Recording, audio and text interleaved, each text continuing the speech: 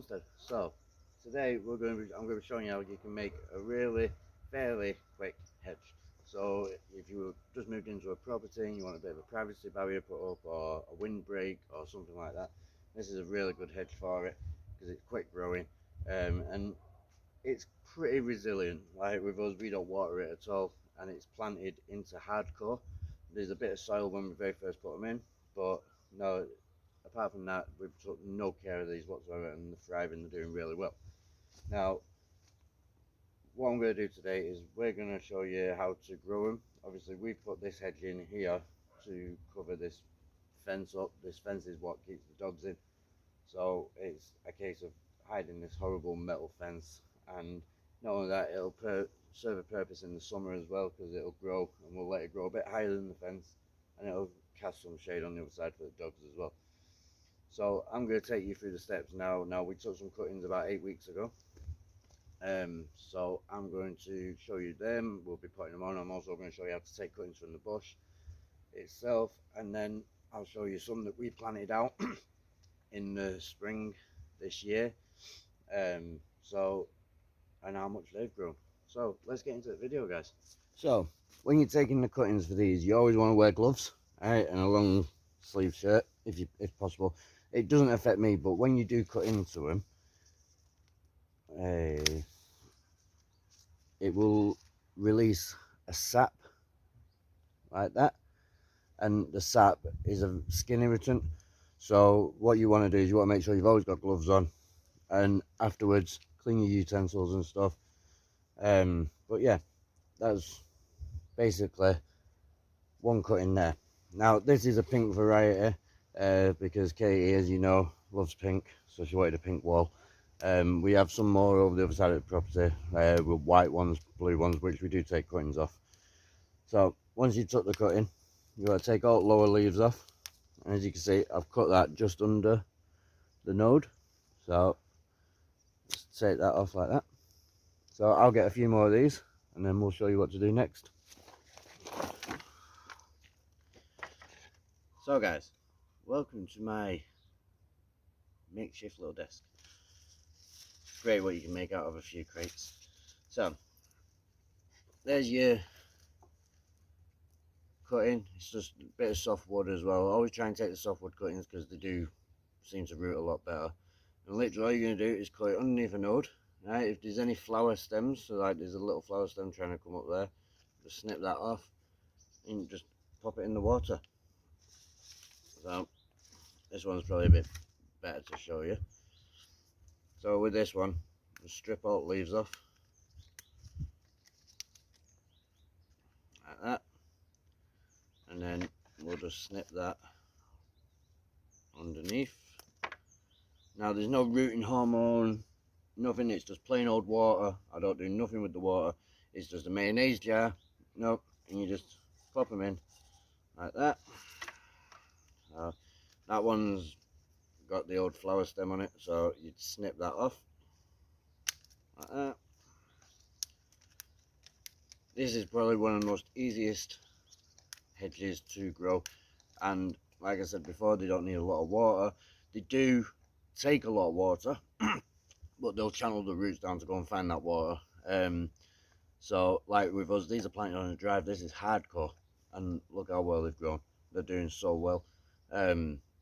But one thing I would say is if you have got a veg garden or some fruit trees or something, maybe not plant them too close. I've never had the problem, but one of my neighbours had a couple of orange trees, and he's got one of these hedges that goes right around his property, and the orange trees closest to the hedge are not doing too great, and I think it's more because the oleander are just sucking all the water straight out the ground.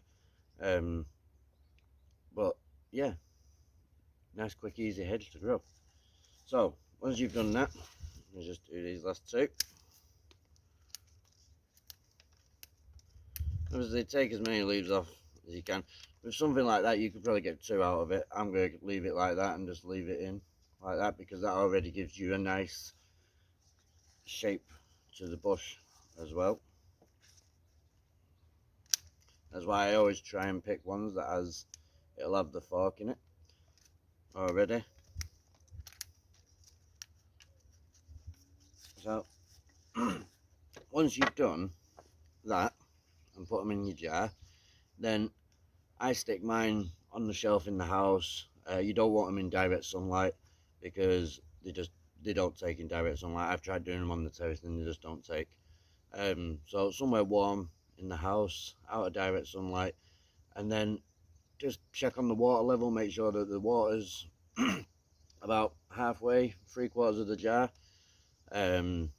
Obviously, if the water gets a bit dirty, goes a bit yellow, take the water out, put some fresh water in. But that is literally the only care that they need at this stage. They don't need anything else, just a bit of warmth and some clean water. So, like that. So then, once you've done that and you've left them for 6 to 8 weeks, after about 3 weeks, you might start seeing little stumps coming on the bottom of them. After about 6 to 8 weeks, you will end up with a jar of dirty water and some nice rooted plants.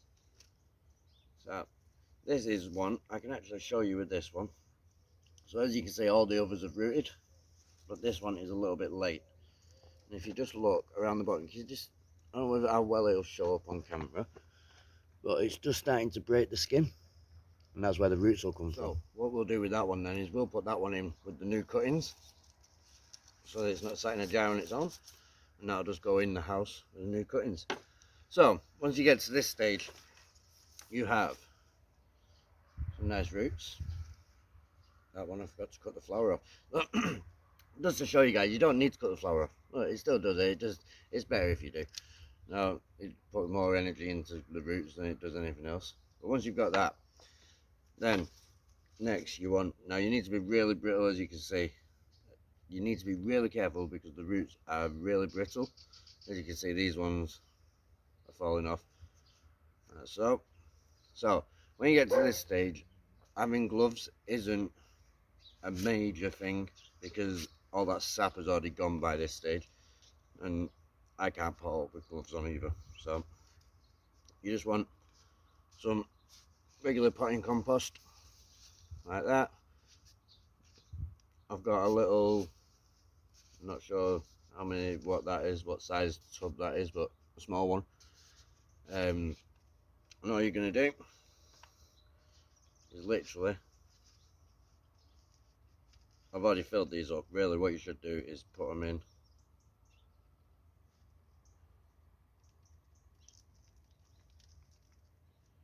You just want to poke it down.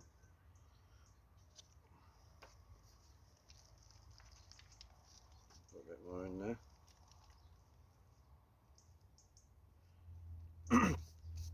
So I'm going to get these potted up. I'll be right back with you in a second. So now that we've got them potted up, what we're going to do with these is we'll put these, if you've got a greenhouse, a heated bench, well, this time of year now we'll actually put them on the terrace, close to the house, because it'll stay warm.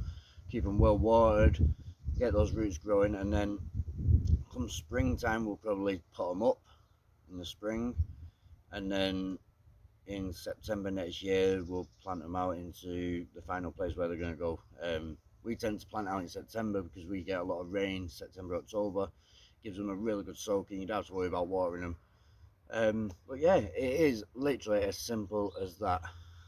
Now, I cannot think of an easier hedge to grow than Oleander. Obviously, if anybody's got any other ones that they can think of, leave them down in the comments, let us know.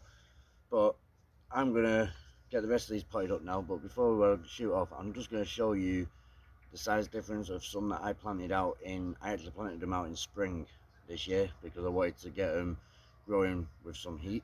But yeah, let's go have a look. So these are the ones that were planted out about 1.5 years ago. If I just come up here, we lost some, and these are the ones that went out in the spring. Now these ones were exactly the same size as the ones that I've just potted up. And so you can see they've put some nice growth on this year. Next year I expect them to really catch up with the others. But yeah, like you can see, this is going to be a really nice hedge which is going to hide this horrible fence that's on our driveway.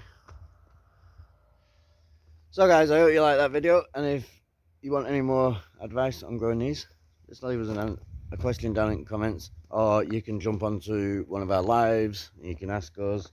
But I don't know if there's much more information I can give you apart from what I've given you today. So I'm going to leave it there and catch you on the next one. See you later, guys.